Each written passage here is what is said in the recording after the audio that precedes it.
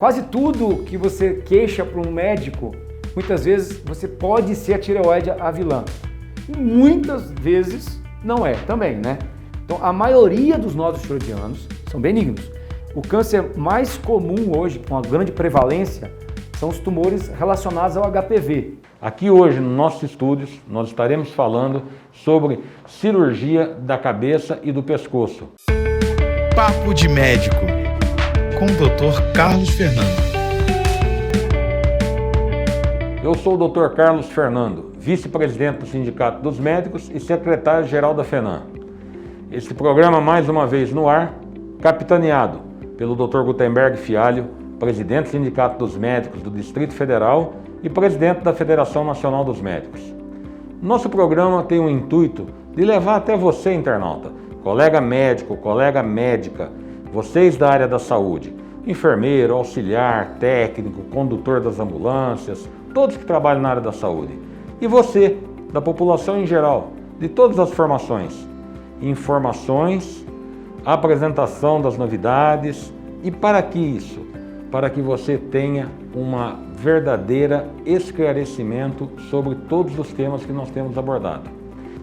Vamos falar o que é isso, quais são as patologias malignas que afligem a cabeça e o pescoço, as benignas, o que tem de moderno no Brasil, o que tem de moderno em Brasília, o que está se fazendo, maneira de prevenção dessas doenças e como que a medicina está dentro desse patamar, desse segmento tão delicado. Para isso, o nosso convidado de hoje é uma pessoa extremamente ilustre, um dos mais respeitados cirurgiões de cabeça e pescoço do Brasil, é o Dr. André Póvoa.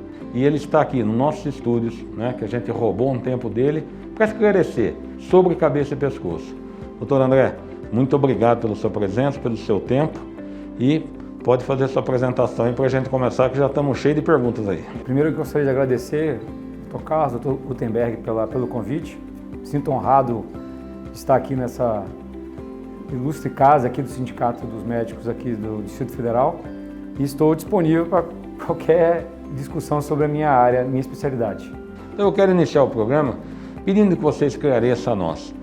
O que é a cirurgia de cabeça e de pescoço? A especialidade, cirurgia de cabeça e pescoço, é uma especialidade médica em que você precisa fazer a faculdade de medicina, depois, no meu caso, eu fiz 2 anos de cirurgia geral e depois 2 a 3 anos da residência médica de cirurgia de cabeça e pescoço. Existem também alguns grupos que fazem otorrinolaringologia antes de fazer a especialidade de cirurgia de cabeça e pescoço. É uma especialidade médica que trata principalmente dos tumores que acometem a pele da região de face e pescoço, couro cabeludo, seios da face, principalmente os tumores malignos dos seios da face, benignos ou malignos, mas a otorrinolaringologia atende mais a parte dos benignos e a cabeça e pescoço acaba ficando mais com a área dos tumores malignos de cabeça e pescoço, tumores de boca, tumores de faringe, laringe, de glândulas salivares, tireoide, paratireoide e as anomalias congênitas da área de cabeça e pescoço. As anomalias congênitas, o nosso público, que não é da área de saúde, é aquilo que a gente já nasce com a gente, Isso. Como se a gente falasse que fosse um defeito de fabricação na formação embriológica, quando a gente está na barriga da mãe da gente, sendo formado, e esse defeito ele é chamado de anomalia congênita. E quando é principalmente da região da face e pescoço, é a nossa especialidade que cuida. Hoje, a cabeça e pescoço chega a ser a especialidade de maior dificuldade, de maior complexidade, vamos falar assim, pela região ou não? Como é que você vê isso, André? Na verdade, toda a área médica é extremamente complexa. Região de abordagem, talvez? Na verdade, por que existe esse especialista? É porque, por exemplo, o pescoço é um órgão muito estreito e é onde tem estruturas das mais diversas. Então você tem muito nervo nessa região, nervos com espessuras muito finas e muito aderidas às outras estruturas. Você tem glândulas endócrinas como a tireoide, a paratireoide. Você tem um sistema digestivo, que é a boca, a faringe, o esôfago. Você tem o sistema respiratório, que é os seios da face, a traqueia, a laringe. Então, tem a coluna cervical, que é uma área que a gente não é da nossa área, né, que é a coluna. Tem músculos, então a glândula salivares, produtoras da saliva. Então, ela tem uma grande complexidade por ter inúmeras estruturas diferentes do corpo num espaço muito pequeno. Então, a complexidade dessa cirurgia ela é mais relacionada a essa questão, né? André, hoje das patologias malignas, né, do cânceres, e dentro disso a etiologia dele, a causa dele, né, para que o nosso público não médico entenda bem, quais são os principais? Uma passada rápida, sem maiores detalhes, o que você tem para mostrar aqui? O câncer de cabeça e pescoço, os cânceres mais comuns associados à cabeça e pescoço é o câncer de boca, faringe e laringe. O câncer mais comum dessa área é o carcinoma epidermoide.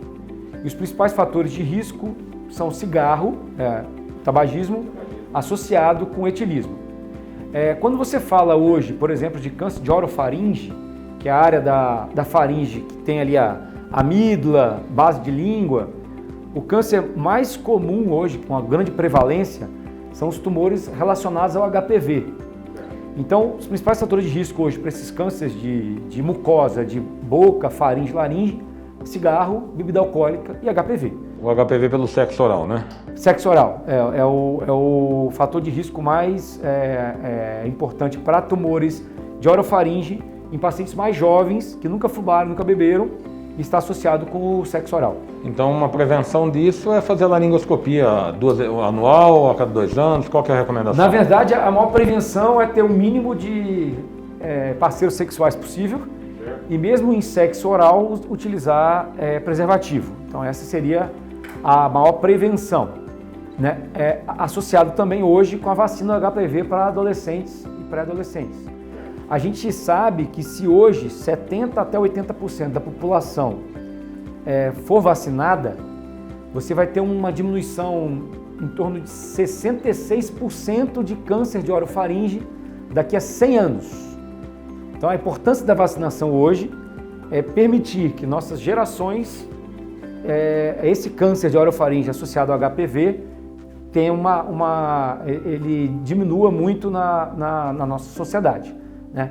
Agora, a partir do momento que você tem os fatores de risco associados com cigarro, bebida alcoólica e tem muitos parceiros sexuais, a maior prevenção a partir disso é fazer alguns exames preventivos, laringoscopia e avaliar se tem alguma lesão suspeita da necessidade de fazer biópsia. No caso hoje, acho que tem que acrescentar nesse protocolo de rastreamento a videolaringoscopia, porque se o casal tem sexo oral ou a parceira faz um parceiro, o parceiro nela, eu acho que a cada 2 anos seria o ideal, 1 ano, como é que seria isso? Né? Não tem um protocolo assim, específico para isso. A gente tem um protocolo específico quando você tem a doença, o câncer, e depois o tratamento e o acompanhamento pós-diagnosticada a lesão. Na verdade, a importância dessas discussões nossas aqui é que um dentista bem formado, que vê ali a boca do seu paciente, se suspeita de alguma lesão, que já encaminhe para o especialista. Se um otorrino também, mesmo que não tenha formação com tumores malignos, mas que perceba alguma lesão suspeita no seu exame, porque é muito mais comum na nossa população o paciente passar em dentista, em otorrino, do que chegar no especialista de cabeça e pescoço, porque nós não somos muitos, né? É uma especialidade que não tem em grande quantidade em todos os lugares que você vá, ainda mais em interiores, muitas vezes não tem essa especialidade. Então é importante até dentro na área médica, dentista, enfermeiros, que suspeitos de alguma lesão saibam encaminhar para um especialista para a gente poder fazer a biópsia e dar o diagnóstico. Eu acho que você falou uma coisa muito importante, é que essa entrevista nossa, ela não vai ficar só em Brasília.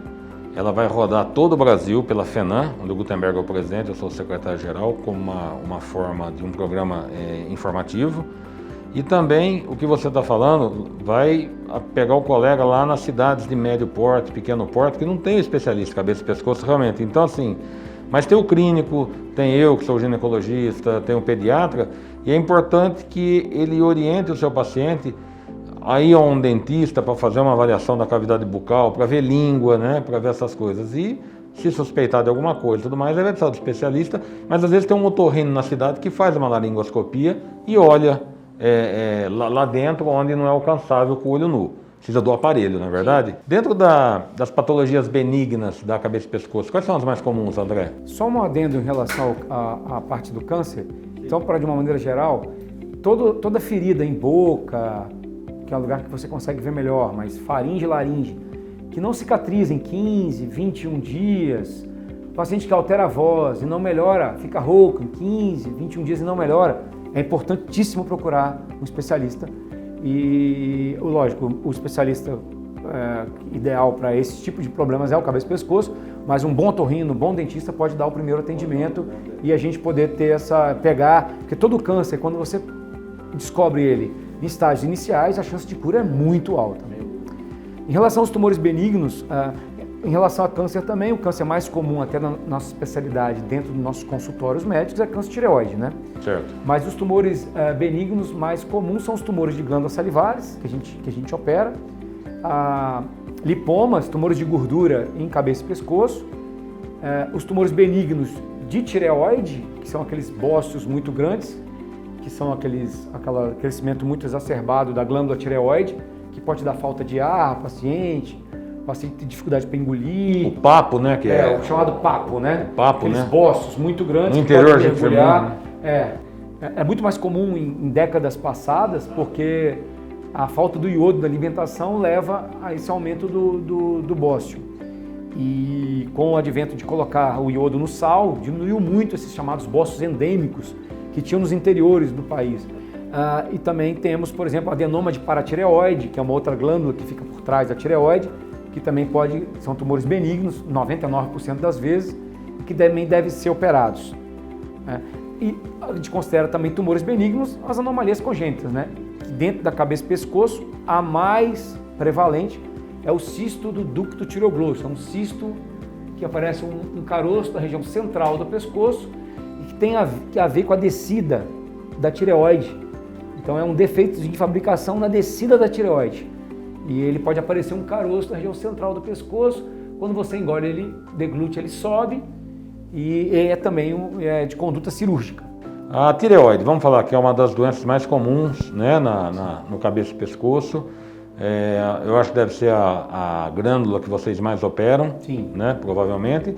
E o que representa a tireoide? Fale para nós um pouquinho. A tireoide, a gente gosta de brincar para ensinar o paciente. A tireoide antigamente era carburador, agora é injeção eletrônica nos carros, né? É o que funciona muito ou faz o organismo funcionar pouco? Mostra aí, fala da tireoide um pouquinho, André. Então vamos lá. Essa, dentro da nossa especialidade, é das patologias, eu particularmente, é o que eu mais faço, o que eu mais opero na minha clínica privada é patologias da tireoide. Tireoide é essa glândula aqui, ó, tá aqui, abraça a traqueia. Ela fica aqui na região anterior do pescoço, na base do pescoço, né? Essa glândula, ela tem esse formato, que é o formato o pessoal fala borboleta, né? A borboleta, e ela é dividida em lado direito, lobo direito, esquerdo, e o meio a gente chama de istmo. Essa glândula é uma glândula endócrina, em que tudo que a gente come que tem iodo vai para dentro dela, para formar o hormônio tiroidiano, que é o T3 e o T4, que são 3 e 4 moléculas de iodo. O hormônio tiroidiano, ele serve como o combustível dessas outras células. Ela que dita o metabolismo do nosso corpo. Então, quando você tem hormônio demais, você chama isso de hipertiroidismo. Quando você tem hormônio de menos, é o hipotiroidismo. E quando ela está funcionando normal, a gente chama isso de eutireoidismo. Então, quando eu falo de patologias da tireoide, a gente tem que avaliar através de exames de sangue, que para você conseguir avaliar como está a função dela. Se aquele paciente está com excesso de hormônio ou com diminuição do hormônio. Excesso leva o paciente a ficar com insônia, taquicardia, ele pode emagrecer, alteração de ritmo intestinal, né? E diminuição, que é o hipo, o paciente pode engordar, reter mais líquido, ficar mais sonolento, interação de queda unha quebradiça, queda de cabelo. Então, essas sinais e sintomas, eles devem ser pesquisados através do hormônio tiroidiano. Quase tudo que você queixa para um médico, muitas vezes você pode ser a tireoide a vilã. E muitas vezes não é também, né? Então, dentro do rastreamento de um paciente que chega poliqueixoso, qualquer clínico vai pedir ali o chamado TSH e T4 livre para avaliar a função tiroidiana. Uma glândula com todas essas funções, né, que regula o nosso metabolismo, e ela está praticamente na mão, vamos falar assim, do endócrino. Né? Ele é o clínico que cuida. Ele é o clínico que cuida da tireoide. E só nos casos de tumores que essa glândula se torna cirúrgica ou tem alguma outras alterações que clinicamente a gente precisa indicar a cirurgia? Excelente pergunta. Assim, a gente como cirurgião, a gente tem que entender a triagem para quem que você só vai fazer tratamento clínico e quem necessita de um procedimento cirúrgico. De maneira geral, a patologia mais comum da tireoide, além da alteração funcional, é a formação dos nódulos, né? É você começar a ter nódulo na glândula. Aí é uma glândula com nódulo. E são a glândula com nódulos, né? É uma amostra de um molde com nódulos dentro da glândula. Ela pode aumentar, ela pode até permanecer do mesmo tamanho. A importância é entender o seguinte: nódulo tiroidiano, se você for usar um método de ultrassom, você vai ver nódulo de 6 milímetros, 5 milímetros. Então, se você cometer o que a gente chama de escrutínio, que é o excesso de procura, e sair procurando demais, estatisticamente 60% da população tem nódulo. Então, a maioria da população tem nódulo tiroidiano. É diferente se você for palpar. Palpar nódulos tem que ser nódulos maiores, nódulos que estão mais na região anterior aqui, do pescoço. Nódulos mais posterior, mais atrás da glândula, são mais difíceis de palpar. Então, palpar nódulo, o nódulo tem que ser maior, grande. Se o paciente for muito obeso, por exemplo, tem um coxim adiposo muito grande. O ultrassom ele consegue ver nódulos mesmo do paciente mais obeso, nódulos mais posteriores e menores. Então, quanto mais você procura nódulo tiroidiano, mais você vai achar. Eu mesmo tenho 2. Tem um de 8 milímetros e um de 6 milímetros. Então, achar nódulo é comum. 90, 93, 95% deles são benignos. Então, a maioria dos nódulos tiroidianos são benignos. Então, a maioria das vezes que você descobre nódulo, não é para, teoricamente, se preocupar. A grande questão é que, como é um método que é dependente do ultrassom, e o ultrassom é um método totalmente operador dependente, né? Você tem um cara que joga a bola melhor que o outro. O ultrassom é isso. Então, um excelente examinador com uma boa máquina de ultrassom vai me garantir que aquele nódulo ele tem características não suspeitas ou características mais suspeitas. Não, belíssima aula aí sobre tireoide. Tem mais uma ali, né? Tem, aqui é no molde mostrando, não sei se dá para ver bem, um extravasamento do nódulo na cápsula. Isso aqui seria já um nódulo altamente suspeito de câncer pelo ultrassom e que tem indicação absoluta de puncionar. E dando câncer, você tem que fazer a cirurgia e retirar a tireoide, né? Então, isso aqui são os moldes que a gente usa muito em consultório. Esse é o maior, né, para dar para ver melhor a glândula e as estruturas em volta dela, né? As pessoas falam, vou operar a tireoide, eu vou perder minha voz. Isso é um mito muito... Na verdade, né, é uma verdade, né? Mas se tornou pode acontecer, muito grande, né? Mas na mão de um cirurgião experiente, hoje a gente usa a tecnologia, que é a monitorização intraoperatória do nervo da voz, que é o nervo que passa atrás aqui da tireoide. Ele é um nervo motor, ele passa logo atrás da tireoide, ele é grudado na tireoide, e ele entra na membrana para inervar a musculatura da corda vocal. Então, se eu puxo a minha corda vocal que está aqui dentro, ela abre para o ar entrar. Quando eu falo, ela fecha, o ar sai e vibra, e isso emite o som. A corda vocal está aqui dentro. Eu não estou operando uma tireoide, estou diretamente manipulando a corda vocal. Só que o nervo que faz a corda vocal abrir e mexer, ele está na minha área de tiro. Então, por isso que o risco existe. E quando eu estou operando, ele vai estar na minha área cirúrgica. Então, a gente consegue hoje fazer uma tecnologia que é a monitorização intraoperatória do nervo. Quando o paciente é sob anestesia geral, né, ele é entubado, o tubo tem um sensor que fica na corda vocal. Esse sensor vai para um computador e para mim vem uma sonda eletroestimuladora, que eu consigo dar choquezinhos durante a cirurgia e mesmo enquanto estou manipulando o nervo, eu consigo saber se está tendo alguma injúria, se está tendo algum dano à manipulação dele. Então, não é que com a monitorização o risco é zero, mas na mão de quem sabe encontrar o nervo, descolar, trabalhar delicadamente com ele e usar a monitorização, a chance de alteração vocal ela é em torno de 5%. Uma lesão no nervo laringo recorrente aí, numa cirurgia de tireoide, tem boa recuperação, André?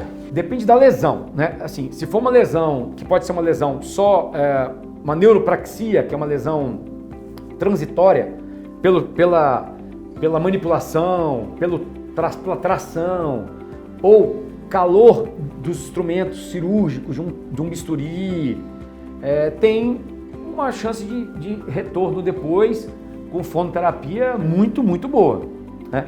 Se for um trauma de seccionou, ele cortou o nervo, aí não.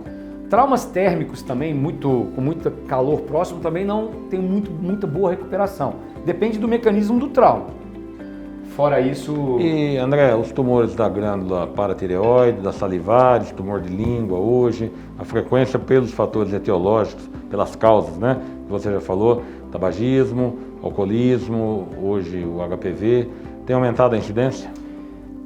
Tem aumentado a incidência principalmente de pacientes mais jovens com câncer de faringe, por causa do HPV, né? Aquele paciente de antigamente, vamos dizer assim, que aquele paciente de 50, 60 anos, que fumou a vida toda, em grande quantidade, bebeu a vida toda e que aparece com câncer principalmente de boca, faringe e laringe, ainda aparece.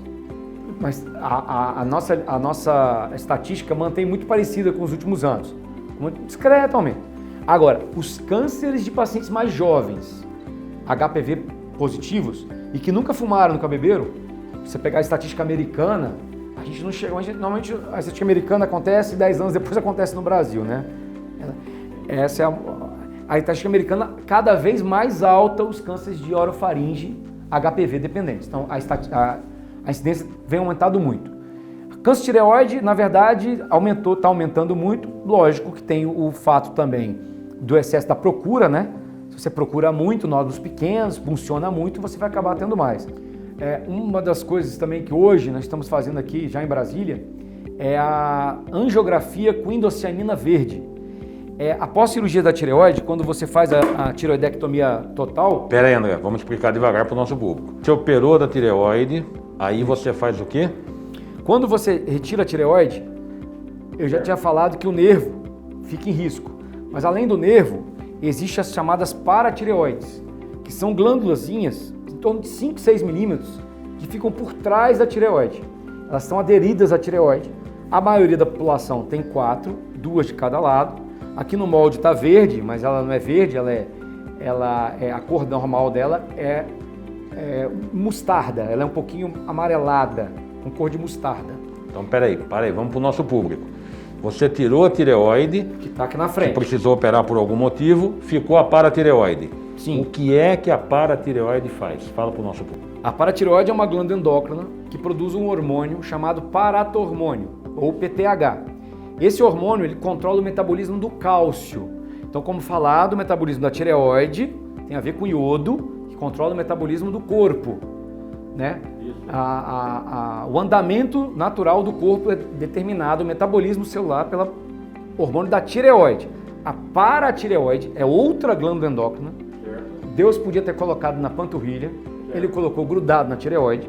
E esse é um desafio da cirurgia. O desafio da cirurgia é tirar a tireoide, preservando o nervo da voz e preservando as paratireoides. Quando você acaba a cirurgia, tem situações que uma paratireoide sai na cirurgia. Ela está aderida tanto na tireoide aqui, que quando você vai tirar, ela vem junto. Você tem que identificá-la e fragmentá-la e autoimplantar no pescoço. Certo, se ela foi lesada, né? Se ela foi lesada. Essa nova técnica são para as paratireoides, que você acaba a cirurgia, você vê que elas estão no leito normal. Deixou. Eu estou avaliando e vendo que ela está íntegra aos meus olhos. Ela está com a cor normal. O problema é que mesmo naquele momento ela está com a cor normal, ela pode estar morta, ela pode não estar vascularizada e escurecer e não funcionar depois de algumas horas. Certo? Então essa nova técnica, ela faz o quê?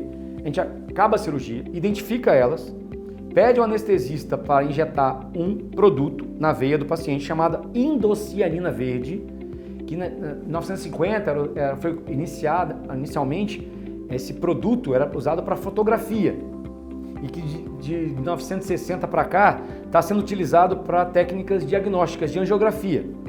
No caso da cabeça e pescoço, eu identifico a paratireoide, entro com um set laparoscópico, como se fosse um set laparoscópico, em que tem uma luz infravermelha, apago a luz da sala e jogo aquela ótica que está filmando com a luz infravermelha e injeto o produto na veia do paciente. Se a paratireoide estiver perfundindo por sangue, o produto vai entrar dentro dela, ela vai ficar verde. Se o produto não entra dentro dela, ela vai continuar escura, com a sala escura.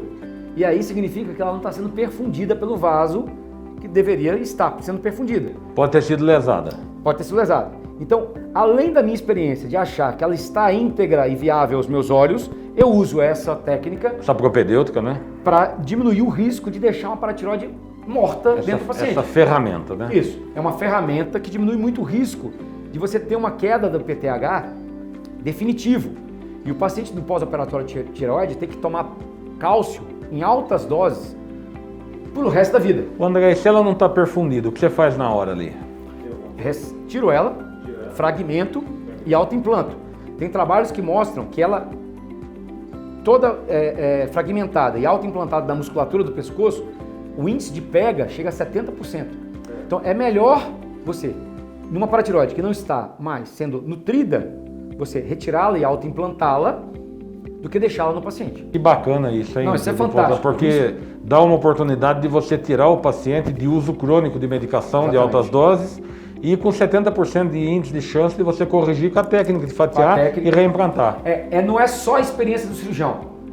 Sim. De ver que está lá, que ela ficou e que ela permanece viável. É também uma propedêutica que vai aumentar a chance de eu tirar uma paratireoide que não estava valendo mais nada ali dentro do paciente, né? Eu tenho a chance de tirar uma paratireoide que está morta e autoimplantar no paciente com uma chance de pega muito alta. Eu vejo assim uma especialidade difícil. Eu tenho certeza que é mais difícil que a minha.